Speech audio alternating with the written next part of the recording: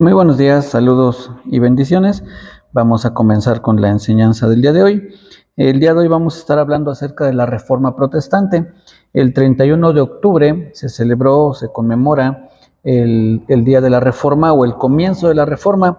Este evento es un parteaguas dentro de la religión cristiana, pues anteriormente la Iglesia Católica había de alguna manera acaparado lo que es la religión, y a partir del 31 de octubre de 1517, en manos de Martín Lutero, comienza lo que se conoce como la Reforma Protestante.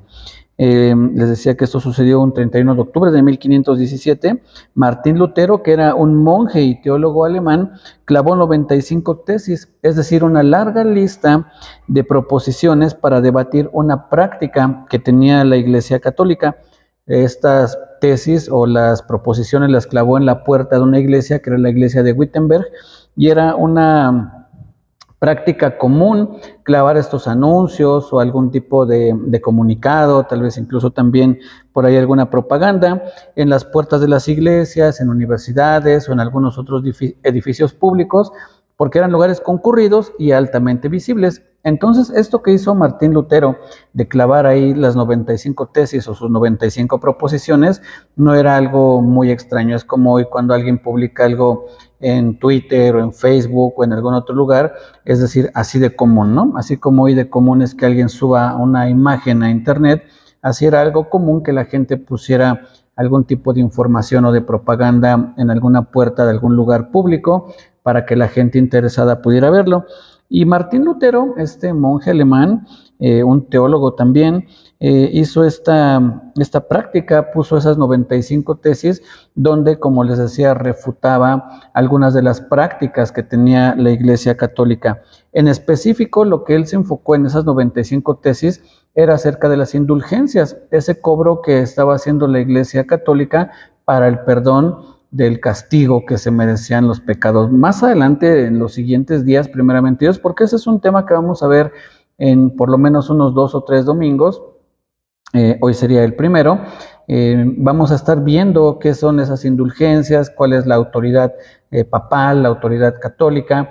Vamos a estar desarrollando y vamos a ver cómo a través de la Reforma Protestante, de lo que Martín Lutero propuso en esa ocasión, es que entonces se comienza la Reforma Protestante. Vamos a estar viendo los resultados de esta Reforma Protestante.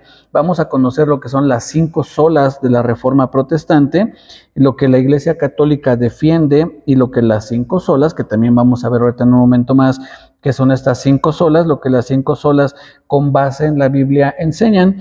Y por último, aplicaremos las 5 solas a nuestra vida diaria. El día de hoy vamos a ver la primera, que se conoce como sola escritura, pero les digo, lo vamos a ir viendo un poco más adelante. Les hablaba acerca de la reforma. Esta reforma protestante tuvo al menos 4 resultados principales.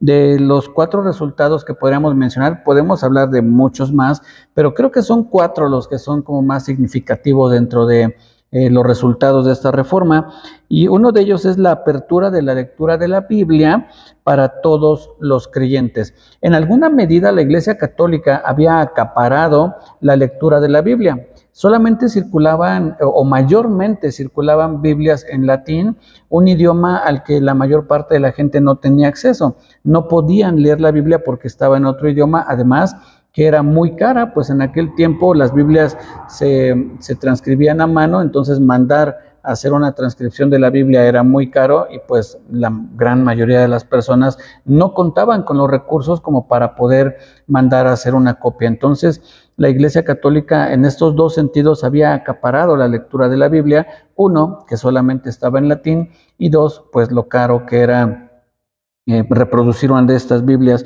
Y lo que hizo Martín Lutero, entre otras cosas, es que él, como él era alemán, entonces él promovió y trabajó mucho en la traducción de una Biblia del latín al alemán, para que mucha gente más pudiera tener acceso a la Biblia. Además que se juntó en aquellos tiempos con la invención de la imprenta, y eso favoreció mucho la impresión de las Biblias y entonces poderlas distribuir de una manera no tan cara. Siguen siendo un poco caras, pero ya no al costo que en algún momento representó. Entonces, uno de los primeros resultados que tuvo esta reforma protestante, lo que Martín Lutero peleó, por decirlo así, es que la gente tuviera más acceso a la Biblia, pudiera leerla en su idioma, y después fue traducida al inglés, y no recuerdo que fue de las primeras traducciones por ahí, y en algunos otros idiomas, pero ya había un mayor alcance para las personas que pudieran tener acceso a la Biblia. El segundo resultado que tuvo la Reforma Protestante es la autonomía de la iglesia local y la diversidad en las formas de adoración.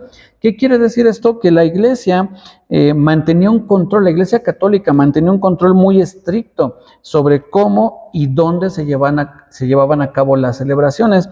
Eran ellos quienes decían cómo eran los cultos, que como les decía, principalmente eran en latín. Se subía el sacerdote y mayormente hablaba en latín, leía en latín, y pues la gente no entendía lo que estaba diciendo, entonces se celebraban mayormente en este idioma, con rituales muy específicos que debían seguirse al pie de la letra. Y la Reforma puso fin a la uniformidad impuesta por la Iglesia Católica allá en Roma, permitiendo que las iglesias, ya cada iglesia, pudiera desarrollar prácticas y cultos en el idioma local y también según sus creencias teológicas. La Reforma cuestionó mucho esta uniformidad y abogó por una mayor flexibilidad, es decir, que cada persona que dirigiera una iglesia o un culto pudiera decidir de qué manera llevarlo a cabo, pues la Biblia en ese sentido no nos da una indicación de cómo tiene que ser un servicio, que primero se lea esto, después lo otro, después se predique, después se cante.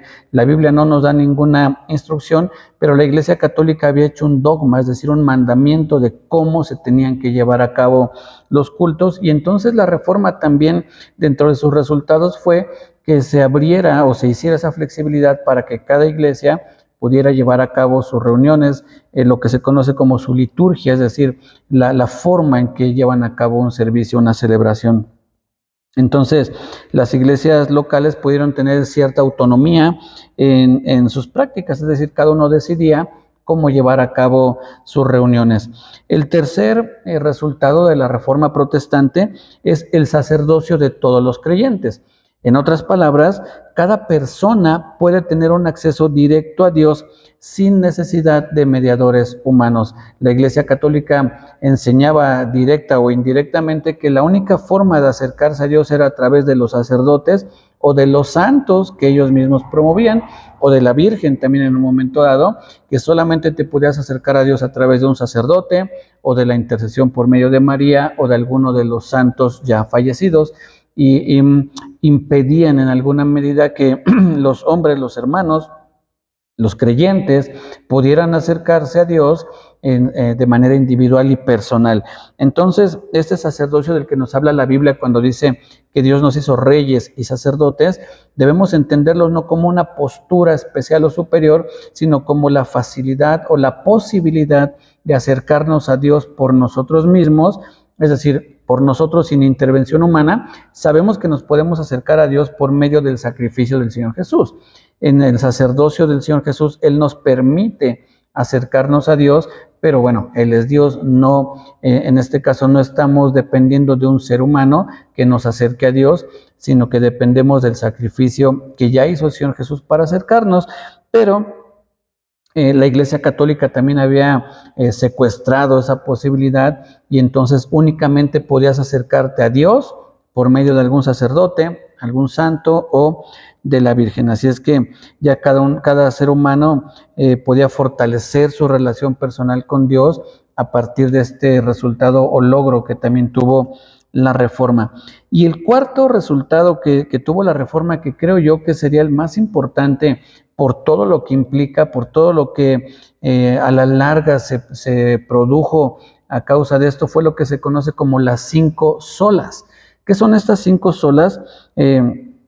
Son 5 afirmaciones no negociables, es decir, aquí todo aquel que se dice cristiano, todo aquel que cree realmente en Dios, que cree en el Señor Jesucristo, estos 5 pilares son fundamentales en su vida, no son negociables. No hay modo, independientemente de la denominación a la que se pertenezca, todos creemos lo mismo, todos los cristianos creemos en estas 5 solas y después de ahí puede haber algunas diferencias doctrinales, pero básicamente estas 5 solas forman los pilares fundamentales de la teología de la Reforma y de donde nos hemos desprendido la gran mayoría de los evangélicos, independientemente de la denominación. Entonces, estas afirmaciones, sobre ellas descansa nuestra doctrina en general y aquí nosotros como iglesia local creemos en estas 5 solas, no porque se hayan establecido por Martín Lutero o algún otro de los reformadores, sino porque están en la Biblia. Si bien no encontramos así en la Biblia sola escritura, que es una de esas solas, o sola fe o sola gracia, pero la idea está implícita en muchos pasajes que vamos a estar leyendo a lo largo de estas enseñanzas.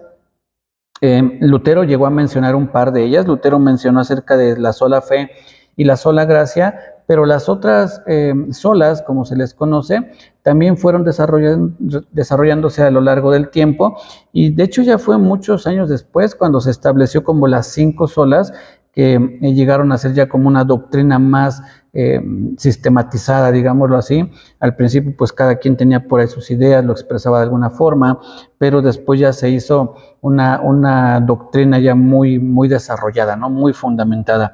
Entonces, el cuarto resultado de lo que fue la Reforma Protestante fue las 5 solas, que son 5 proposiciones de las que dependen nuestra fe. Les decía, esto es parte de nuestra fe fundamental.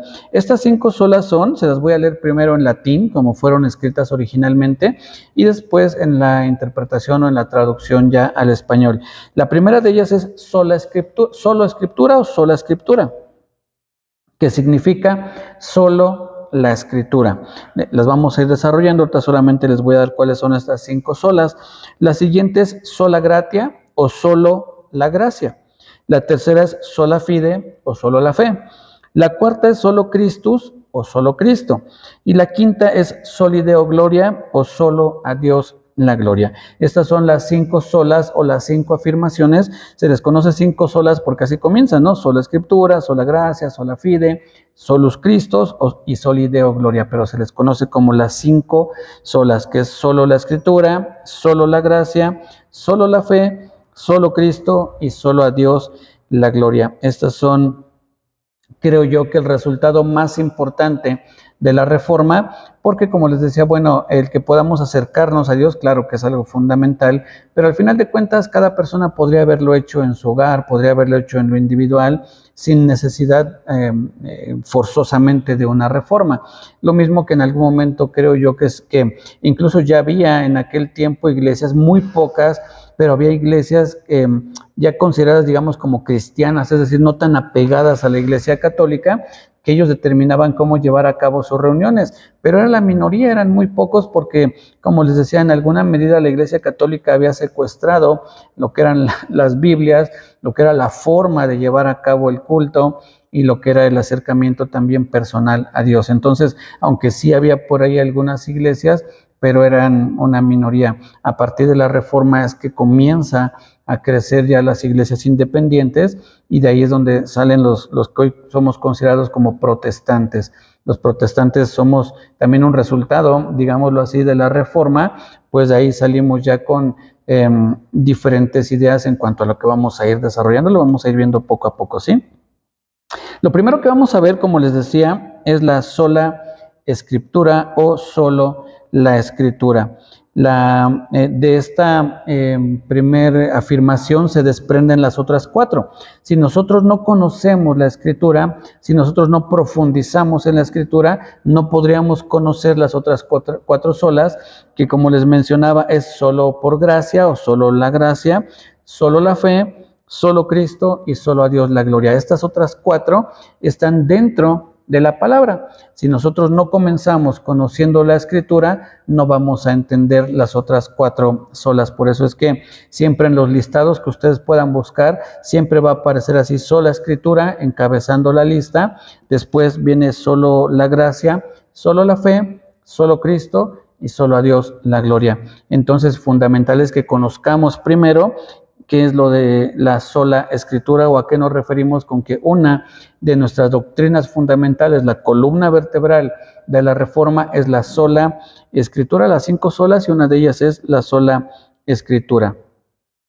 Para comprender por qué surgió esta doctrina, para comprender qué fue lo que tenían los reformadores, en este caso Martín Lutero, en mente, él conocía, les decía, era un monje, él estaba pues obviamente metido en la Iglesia Católica, conocía sus doctrinas, conocía sus prácticas, no estaba de acuerdo con lo que se estaba haciendo, y entonces, profundizando justamente en la Biblia, estudiando a profundidad la Biblia, no encontró un respaldo para las prácticas que tenía, o algunas de las prácticas que tenía la Iglesia Católica.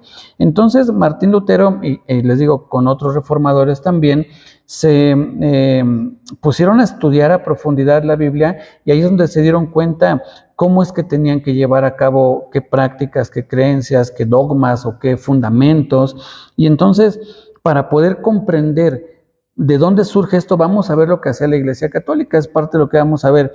¿Qué es lo que hacía la Iglesia Católica y qué es lo que cada una de las 5 solas estaban contrarrestando en cuanto a esas doctrinas o prácticas de la Iglesia Católica? La postura católica es la siguiente: ellos creen que su magisterio, es decir, sus concilios, sus reuniones que hacen, la tradición también de la Iglesia, es decir, lo que con el paso del tiempo se ha venido dando, que incluye prácticas, que incluyen experiencias personales. A mí me pasó esto, o a San fulano de tal le pasó el otro, y entonces lo vuelven un dogma, lo vuelven una práctica, una doctrina. A eso se refiere con la tradición. O lo que en algún momento alguno de los primeros cristianos importantes, lo digo entre comillas, es decir, gente que estuvo cerca de los apóstoles y que hizo algunos escritos, ellos dejaron algunas doctrinas. No todas eran 100% correctas, pero la Iglesia Católica se fundamenta en esa tradición para entonces ellos establecer algunas doctrinas. Obviamente eso que estos patriarcas o padres de la Iglesia escribieron, como les decía, no es todo del todo correcto, y entonces se comenzaron a desviar algunas prácticas. Entonces ellos dicen que su magisterio, sus concilios, sus reuniones, la tradición y la autoridad del Papa son fuentes de revelación iguales a la Biblia. Esa es la postura católica. Ellos igualan lo que dice el Papa a lo que está escrito en la Biblia. Cuando el Papa habla ex cátedra, es decir, desde la cátedra, desde ese lugar donde se sienta y comienza a enseñar, los católicos dicen que cuando el Papa se sienta ahí a hablar, es infalible, porque está inspirado por el Espíritu Santo. Entonces ellos lo que dan a entender es que todo lo que habla el Papa en ese momento está al mismo nivel que la Escritura, porque está hablando por inspiración del Espíritu Santo. Y aquí quiero aclarar esto: no hay nada fuera de la Escritura que venga hoy en día por obra de la inspiración del Espíritu Santo. Lo que el Espíritu Santo inspiró ya está aquí en la Biblia. Así es que lo que el Papa pueda decir no es inspirado por el Espíritu Santo. Habrá gente que hable guiada por el Espíritu Santo. Si el Espíritu Santo te guía, te recuerda alguna porción de la Biblia, tú le hablas a una persona, le compartes esa porción, nos guía, el Espíritu Santo nos guía. Pero decir que estoy hablando por inspiración del Espíritu Santo, eso me haría infalible, y definitivamente no lo soy, no soy infalible, puedo equivocarme, entonces no estoy siendo inspirado por el Espíritu. Y lo podemos ver en la historia nos ha enseñado eso, pues los papas, diferentes papas, han dado declaraciones que son evidentemente erróneas, por lo cual no están siendo inspirados por el Espíritu Santo. Pero la Iglesia Católica defiende esa autoridad papal, la autoridad de su magisterio y de la tradición para hacer sus doctrinas. Ellos ven a su magisterio como la única entidad o la única autoridad para interpretar la Escritura. Es decir, si hay un pasaje que la Iglesia Católica lo interpreta de X forma, así es la única forma en que se puede interpretar. Si tú tienes otro acercamiento, entonces tú estás mal, vas en contra del magisterio, vas en contra del Papa, entonces eres un rebelde. Tú tienes que someterte a lo que dice el Papa, lo que dicen los magisterios, y no hay más interpretación, según la Iglesia Católica, que la de su magisterio. Entonces colocan la autoridad de la Iglesia Católica, por encima, o al menos al mismo nivel que el de la Biblia. De este magisterio les voy a dar unos ejemplos para que vean cómo se han equivocado en este magisterio y por qué es tan delicado decir que ellos están al mismo nivel de la revelación de la Escritura. Y esto también nos va a llevar a entender por qué es que Martín Lutero, ayudado, guiado por Dios, fue que hizo esta reforma para contrarrestar las prácticas que en la Iglesia Católica se estaban dando. Les voy a leer algunos de estos dogmas o de estas afirmaciones que ha hecho la Iglesia Católica y que nosotros como cristianos claramente no estamos de acuerdo porque la Biblia no enseña eso. Y ahorita vamos a profundizar un poquito en qué es lo que enseña la Biblia, qué es lo que no enseña, qué es lo que podemos practicar aunque no esté en la Biblia. Pero ahorita vamos a ver lo que es algo fuera de la Biblia y que ellos lo han hecho un dogma, es decir, algo que tiene que creerse, que tiene que practicarse, que es una obligación porque lo dijo un concilio validado por el Papa. Uno de ellos son los conocidos dogmas marianos. Uno de los dogmas marianos es el siguiente: la asunción de María. Este dogma dice que al final de la vida terrenal, es decir, cuando María, aunque ellos no dicen que muere, no aceptan plenamente que muere, por eso dicen que al final de su vida terrenal, ahí tienen cierta astucia, ¿no? Estos hombres, pues una astucia obviamente que no viene de Dios, porque ellos dicen que al final de su vida terrenal, no dicen que muere, incluso algunos atreven a decir que cuando durmió, ¿no? Pero bueno, ellos lo definen así.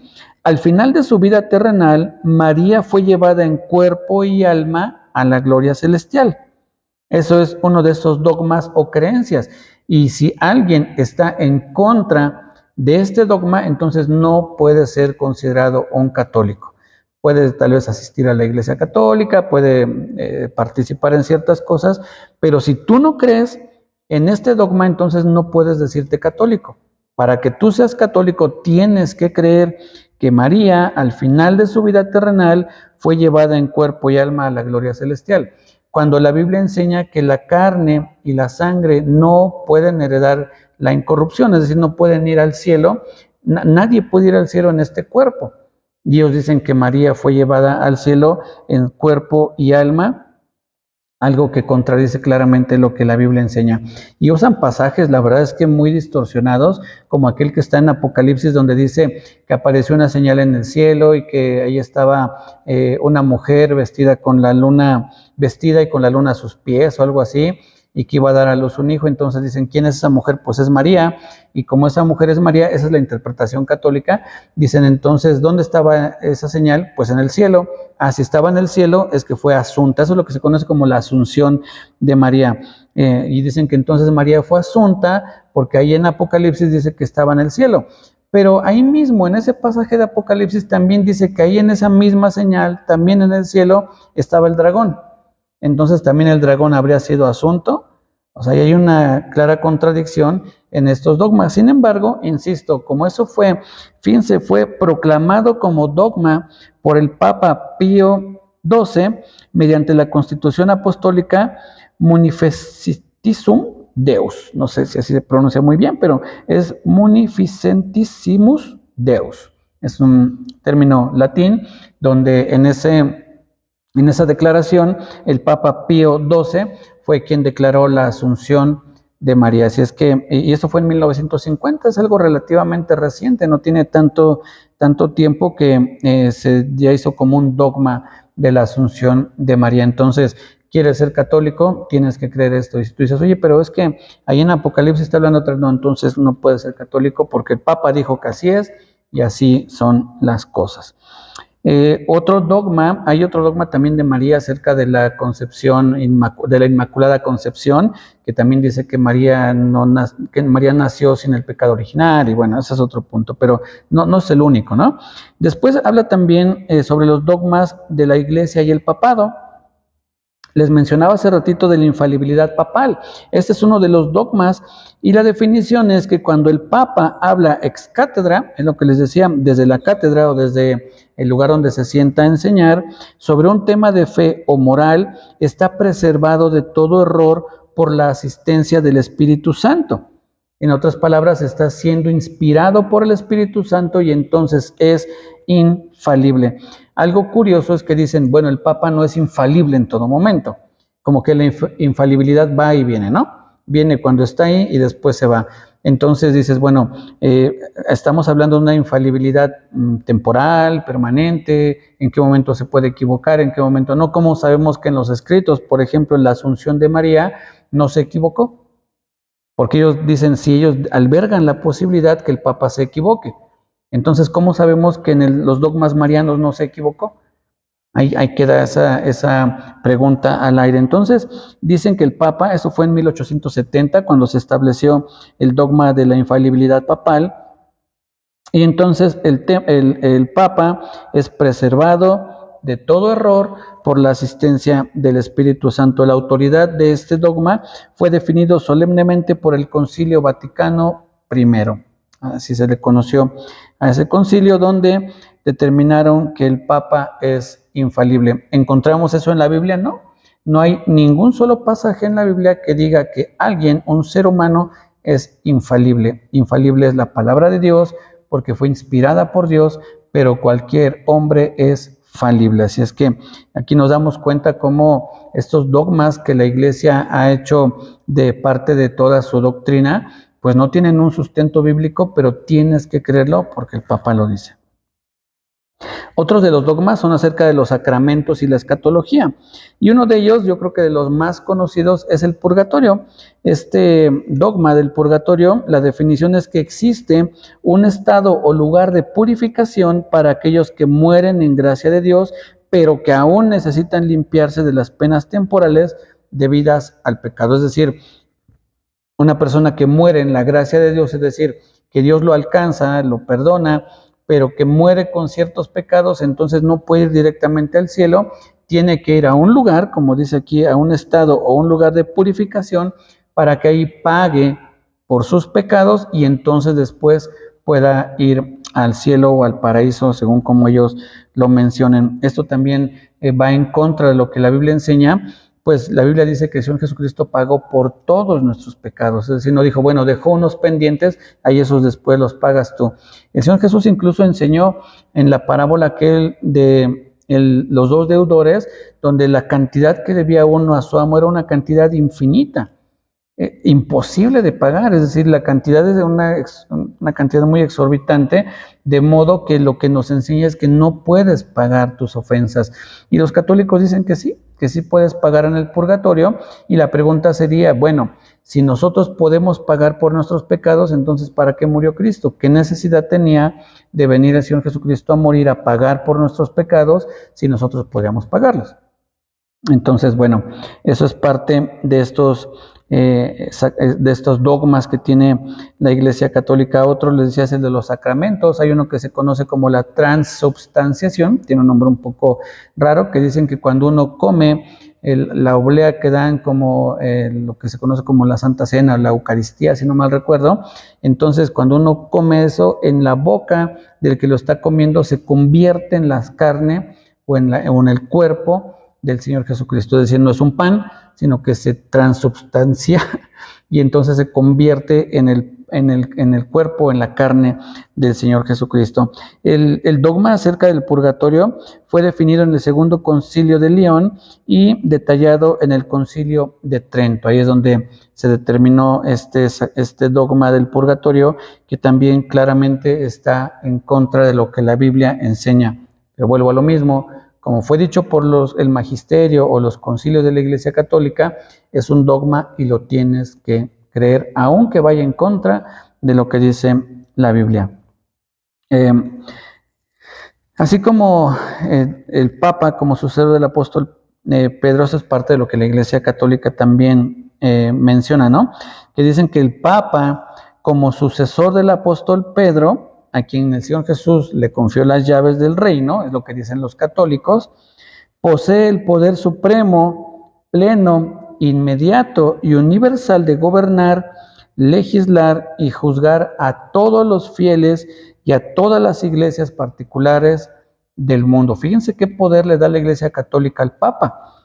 Dice que como el sucesor de Pedro, posee el poder supremo, pleno, inmediato y universal de gobernar, legislar y juzgar a todos los fieles y a todas las iglesias particulares en el mundo. Así es que si este hombre se equivoca, entre los pies se lleva a todos los fieles y a todas las iglesias particulares del mundo según este dogma católico. Pero vamos a conocer ahora la postura reformada. ¿Qué es lo que la reforma enseñó? ¿Qué es lo que Martín Lutero, a través de sus tesis y a través después en el proceso de la reforma, se enseñó, o cuál fue la postura en cuanto a esta doctrina de la Iglesia Católica? La postura reformada es la siguiente: la Biblia es la única y máxima autoridad para la fe y la práctica. Entonces aquí definitivamente se hace a un lado al ser humano, en este caso al Papa, pero también a cualquier otro hombre, pues como reformados o como protestantes creemos que la Biblia es la única y máxima autoridad para la fe y la práctica. La Biblia es la única fuente de revelación divina que ata la conciencia del creyente. Nadie puede atar tu conciencia y obligarte a hacer algo si no es por algo que esté escrito en la Biblia. Es decir, si viene un pastor y te dice, hermano, la Biblia dice así, así, así, entonces si está escrito en la Biblia y está correcto de la forma en que te lo están enseñando, de lo que te están explicando, entonces tu conciencia debe quedar prendada a esa palabra, decir, bueno, si la Biblia dice que debo hacer esto o que no debo hacerlo, entonces mi conciencia se va a regir con base en lo que me enseñan, pero no en las ideas de un hombre. Escuché de un predicador que decía, esto no lo dice la Biblia, pero yo creo que así es. Y no debe ser así. Si no lo dice la Biblia, ahí escuché de un hermano que decía que nosotros, los cristianos, los protestantes, callamos donde la Biblia calla. Si la Biblia no habla de algo específico, no aclara algo, nosotros tampoco podemos declararlo, tampoco podemos decir así es, si la Biblia no lo afirma, ¿sí? Un pastor también que conozco decía, no puedes asegurar lo que la Biblia no asegura. Muy bien, otro de las posturas o parte de esta postura reformada es que la Escritura es clara y el creyente común, guiado por el Espíritu Santo, puede entenderla sin la necesidad de una interpretación oficial obligatoria por parte del clero. En otras palabras, cualquier persona con la ayuda del Espíritu Santo, cualquier creyente con la ayuda del Espíritu Santo puede entender la Biblia. No necesitas forzosamente que alguien venga y te revele y te muestre y te diga todo lo que está en la Biblia. Es cierto que la misma Biblia dice que Dios estableció, el Señor Jesús estableció apóstoles, profetas, evangelistas, pastores y maestros. Hay cosas que se nos complica entender y entonces hay algún maestro que viene y nos enseña. Pero lo que son los temas fundamentales de la Biblia son claros. Ahí no hay que darle muchas vueltas al asunto. El Señor Jesús murió, resucitó, pagó por nuestros pecados. No es que digan, pero exactamente murió, ¿a qué te refieres con murió? ¿A murió? No, murió, que fue crucificado en la cruz. ¿A qué te refieres con que resucitó? Es muy claro en ese aspecto. Todo creyente entiende muy bien las enseñanzas o doctrinas fundamentales, las básicas, y habrá algunas otras o algunas porciones de la Biblia que sí requiere de la ayuda de alguien, pero en cuanto a en general, que la Escritura es clara, cualquier creyente guiado por el Espíritu Santo puede entenderla sin que tenga que intervenir forzosamente alguien del clero. En esencia, la sola Escritura le quitó la autoridad final al Papa y a la tradición de la Iglesia y se la dio al texto bíblico.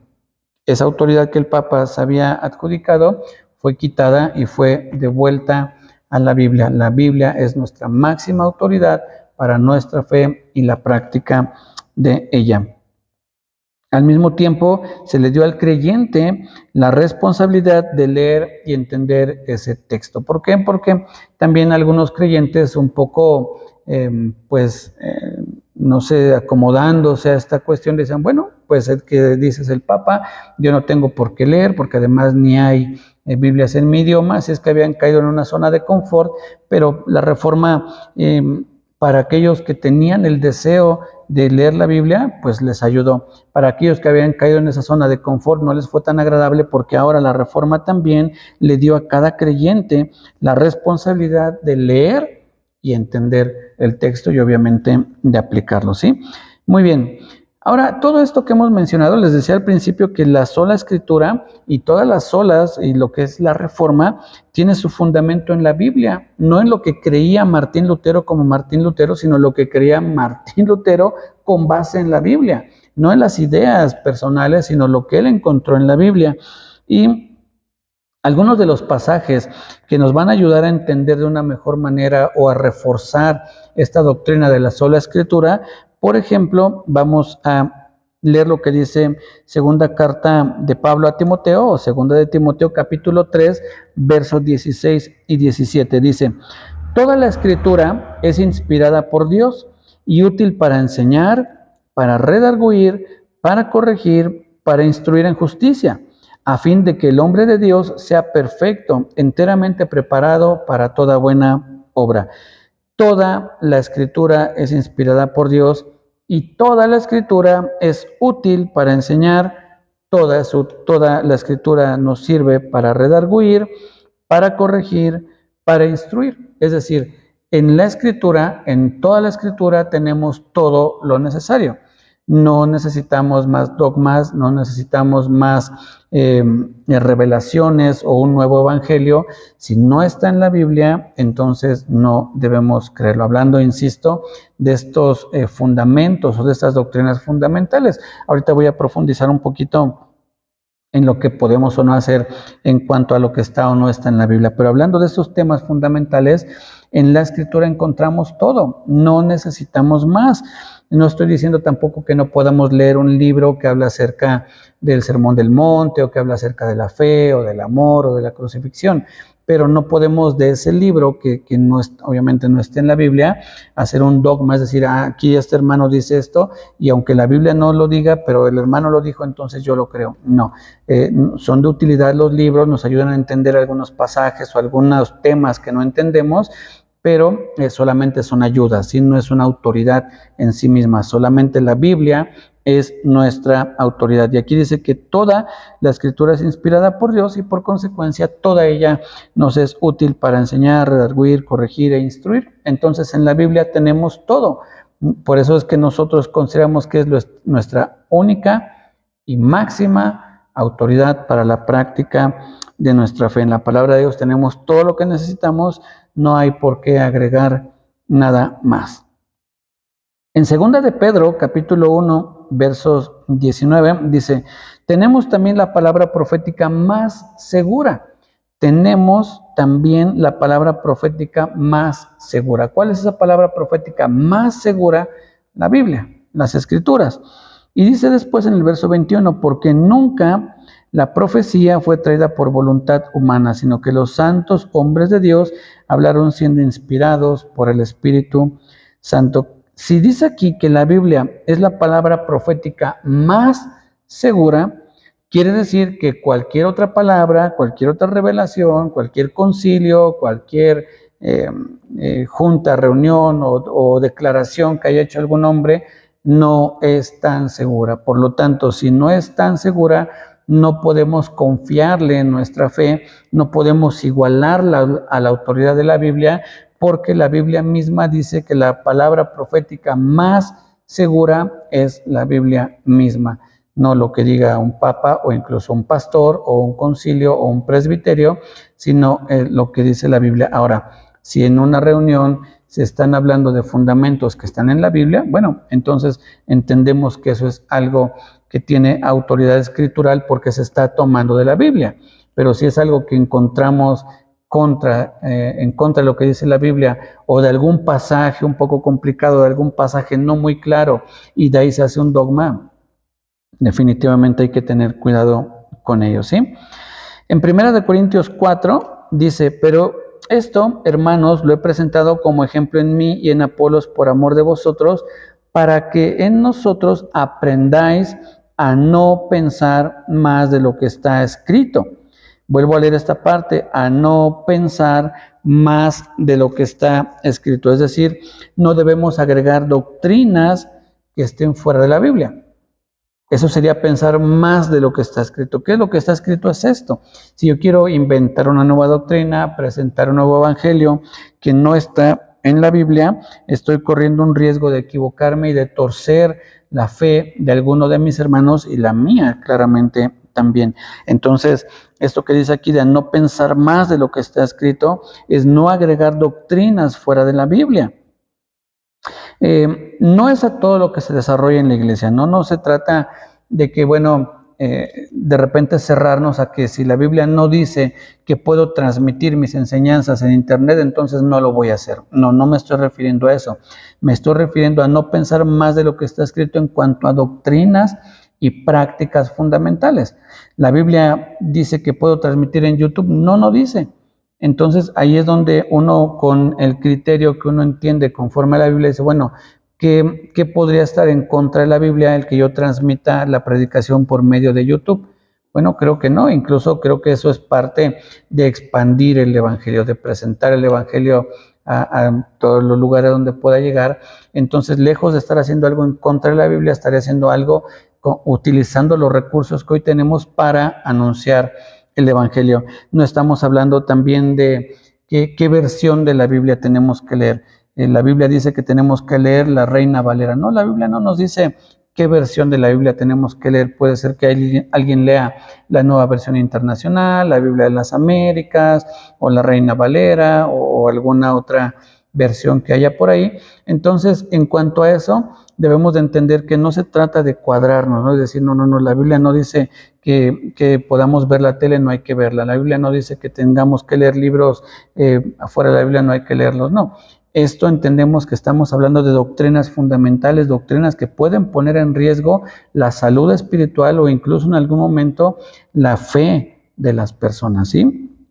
Entonces, si la Biblia habla de ministerio infantil o de ministerio de alabanza o de esos ministerios, bueno, ya ahí lo que les decía al principio, uno de los resultados de la reforma es que había una autonomía o una libertad para que cada iglesia pudiera determinar cómo llevar a cabo su liturgia o su desarrollo de su reunión y determinar si quieren que haya ministerio de intercesión, si quieren que haya ministerio de varones o de diáconos. Eso ya depende de cada iglesia, y si hay un ministerio de diáconos o no, o de mujeres o no, o de intercesión o no, no es que con eso se pierda o se gane la salvación. Son simplemente prácticas que se adquieren, que pueden no estar y seguir funcionando la iglesia en su totalidad, ¿sí? El ministerio pastoral, entendemos que ese sí, definitivamente es un ministerio que tiene que estar presente, pues no puede haber un rebaño sin pastor. Entonces, no porque sea más importante el ministerio pastoral, sino porque es parte de lo que sí hace una iglesia, un pastor y un rebaño. Lo mismo, de qué sirve que haya un pastor si no hay un rebaño, ¿no? Por ejemplo, entonces estamos hablando de doctrinas fundamentales y no de ciertas prácticas que se puedan llevar a cabo. Dice en Primera de Pedro 1, 23 y 25, dice, siendo renacidos no de simiente corruptible, sino de incorruptible, por la palabra de Dios que vive y permanece para siempre. Y el verso 25 dice, más la palabra del Señor permanece para siempre. Es decir, nuestra palabra es, la palabra que tenemos en la Biblia es eterna. La palabra de Dios que está escrita aquí, que está impresa en la Biblia, es eterna. Dice que vive y permanece para siempre. Así es que no podemos decir, bueno, y cuando este libro caduque, cuando este libro ya no tenga vigencia, ¿ahora en qué vamos a creer? ¿Ahora cuál va a ser nuestro fundamento de fe? La Biblia va a ser siempre nuestro fundamento de fe, porque dice que la palabra de Dios vive y permanece para siempre, ¿sí? Y dice, más la palabra del Señor permanece para siempre en el verso 25, así es que no tiene fecha de caducidad, no va a pasar su vigencia, siempre está vigente y siempre debemos apoyarnos en la Biblia. No necesitamos, como les decía, nuevos evangelios, ni revelaciones, ni nada de eso, porque aquí tenemos todo. Y bien, para concluir, todo esto tenemos que llevarlo a la práctica en nuestra vida. ¿De qué me sirve todo esto? ¿De qué me sirve conocer que la Biblia es el fundamento de nuestra fe? Aunque ya lo he venido mencionando un poco, pero si pudiéramos hacer un llamado a la acción, es lo que encontramos en 2 de Pedro 1, que ya les leí un poco, pero ahora quiero leerles más amplio este pasaje. Dice así, tenemos también la palabra profética más segura. Es lo que les leí hace rato. ¿Cuál es el llamado a la acción que hace Pedro en este caso? Dice, a la cual hacéis bien en estar atentos como a una antorcha que alumbra en lugar oscuro hasta que el día esclarezca y el lucero de la mañana salga en vuestros corazones. Fíjense el llamado que nos hace el Espíritu Santo a través del apóstol Pedro. Dice, tenemos también la palabra profética más segura. Podríamos leerlo así, tenemos la Biblia. La Biblia es la palabra profética más segura, a la cual, es decir, a la Biblia, dice, a la cual hacéis bien en estar atentos como a una antorcha que alumbra en lugar oscuro. Imagina que tú vas en un bosque muy oscuro donde no hay más luz que la de tu antorcha y tú llevas tu antorcha hacia enfrente y vas volteando hacia atrás. Vas a chocar, te vas a caer, te vas a golpear, vas a tropezar. ¿Por qué? Porque si tú llevas una antorcha, tienes que ir atento hacia tu antorcha, hacia donde tu antorcha alumbra en medio de ese lugar oscuro. Es tu única luz, es tu única guía. No hay más luz, no hay más guía, no hay más nada que te pueda ayudar a caminar. Y aquí dice el apóstol Pedro que debemos estar atentos, como si se tratase de una antorcha que nos alumbra en lugar oscuro. Y fíjense lo que dice, hasta que el día esclarezca y el lucero de la mañana salga en vuestros corazones. Es decir, lo que da a entender aquí el apóstol Pedro es hasta que el Señor Jesucristo venga. En otras palabras, para siempre. Porque una de dos, o viene por uno de nosotros en lo individual, o viene por toda su iglesia, y entonces en ese momento, ya cuando estemos en su presencia, cuando todo lo que está en la Biblia se haya cumplido, aunque la Biblia de Dios sigue siendo eterna y viva y permanente, pero ya estaremos para siempre con Él. Ya será su presencia quien nos guíe en ese momento. Pero ahora nosotros nos guiamos por medio de la palabra. Su presencia está en nosotros, sí, pero nos guiamos por medio de su palabra. Pero aquí dice el apóstol Pedro, hasta que el día esclarezca. ¿Cuándo es eso? Cuando estemos con el Señor. En otras palabras, tienes que poner atención a la palabra de Dios para siempre. Para siempre. No es que digas, bueno, yo ya la leí una vez y ya no tengo que volverla a leer. Ya estudié una vez, ya no tengo por qué volver a estudiar. Así es que el llamado a la acción, mis hermanos, es estar atentos, prestar suma atención continuamente y profundamente a lo que dice la Biblia. Les decía hace rato que Martín Lutero, estudiando, profundizando, estando atento a la palabra de Dios, fue que llegó a la conclusión que esas prácticas, esos dogmas de la Iglesia Católica iban en contra de lo que la Biblia enseñaba.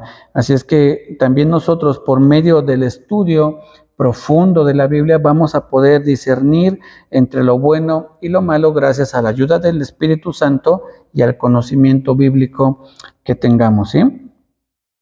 El Señor nos dice, el Señor Jesucristo nos dice que las Escrituras hablan de Él. Aunque digo, es cierto que encontramos relatos acerca de David, de Sansón, de Jeremías, de María, pero la Biblia no apunta en ningún momento a ellos como la persona central en las Escrituras. Siempre la Biblia nos apunta como el eje central, como la persona central al Señor Jesucristo. Vean lo que dice Romanos 11:36, porque de Él y por Él y para Él son todas las cosas. Entonces, todo lo que nosotros busquemos en la Biblia tiene que ser porque es de Él, porque es para Él y de Él son todas las cosas. El Señor Jesucristo dijo en un pasaje también que les dijo en Juan 5:39, escudriñad las Escrituras porque a vosotros os parece que en ellas tenéis la vida eterna y ellas son las que dan testimonio de mí. Cuando el Señor Jesucristo dijo eso, se estaba refiriendo al Antiguo Testamento, porque el Nuevo Testamento apenas estaba sucediendo, ni siquiera escribiéndose, sucediendo. Entonces, les dice, escudriñen las Escrituras porque ellas dan testimonio de mí. Por eso Pablo dice, porque de Él y por Él y para Él son todas las cosas, no al Papa, no a María, no al Magisterio, no a ninguna denominación, no es que sean los bautistas o los pentecostales o los presbiterianos, a Cristo en su palabra es a quien debemos estar atentos, es a Él a quien tenemos que poner nuestra máxima atención, porque solo en la Escritura o solo por la Escritura tenemos el conocimiento del Señor, ciertamente a través, como les decía, de pastores o maestros, pero fundamentados en la Biblia. Así es que ya vimos cuáles son los errores que el catolicismo tuvo, por qué es que Martín Lutero se levantó en contra de sus errores, porque él tuvo, gracias al Espíritu Santo, ese entendimiento de la palabra de Dios y entonces dijo, no, no es un magisterio, porque incluso Martín Lutero lo dijo. La próxima semana, primeramente Dios, les traigo una frase que me gusta mucho de Martín Lutero, que ahora me sería un poco complicado poderla encontrar, pero donde él decía, me he dado cuenta que el Papa se equivoca. A ver si la puedo encontrar aquí rápidamente. Y se las comparto. Dice, Martín Lutero creía que el Papa y los concilios eclesiásticos podían equivocarse y que la única autoridad final era la Escritura. Así es que en ese debate que tuvo Martín Lutero en el 31 de octubre de 1519, fue donde le preguntaron también, le hicieron dos preguntas. Antes de dejarlo exponer, le dijeron, te vamos a hacer dos preguntas. Tenían en una mesa los escritos de Martín Lutero y le preguntaron, ¿estos escritos que están aquí son tuyos? Y él les dijo, y la segunda pregunta era, ¿te retractas de lo que escribiste aquí? Y Martín Lutero contestó a la primera pregunta, sí, esos escritos son míos. En cuanto a la segunda pregunta, denme tiempo para pensarlo, y le responde, le dieron 24 horas para pensar en cuanto a retractarse, y bueno, la historia nos enseña que no se retractó, pero les decía, la siguiente semana les comparto un poco acerca de las frases que dijo Martín Lutero ahí, que la verdad es que nos dejan también una enseñanza. Pero bueno, mis hermanos, eso es lo que quiero compartir en este día. La Reforma Protestante, que recién hace un poquito más de una semana, el 31 de octubre, se celebró, se conmemora, que se llevó a cabo en 1519, como les decía, 1519, es cuando se lleva a cabo el inicio de esta reforma, y que de ahí es donde nosotros hemos aprendido mucho gracias a lo que Dios hizo en aquellos tiempos, hace poquito más de 500 años, 506, 7 años por ahí así.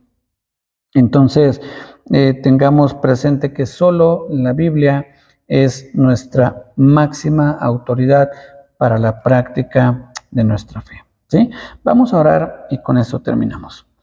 Señor, te damos gracias por tu palabra perfecta, tu palabra sin errores, sin equivocaciones, Señor. Si a nosotros a veces nos cuesta entenderlas por nuestras limitaciones, Señor, no porque tu palabra esté mal, no porque en tu palabra haya cuestiones equivocadas, sino que nosotros en nuestra humanidad no alcanzamos a comprender, Señor, todo lo que tú dejaste escrito. Al menos en cosas básicas, si entendemos la salvación, la muerte de tu Hijo, su resurrección, los bautismos y muchos otros temas, Señor, gracias a la ayuda de tu Santo Espíritu los entendemos de manera clara, pero hay otros que sí, definitivamente, Señor, nos cuesta por nuestra humanidad. Pero te damos gracias, Señor, porque tu palabra nos alimenta, tu palabra nos fortalece, tu palabra nos trae vida, tu palabra nos redarguye también, Señor, y en ella encontramos todo lo que necesitamos para el desarrollo de nuestra fe.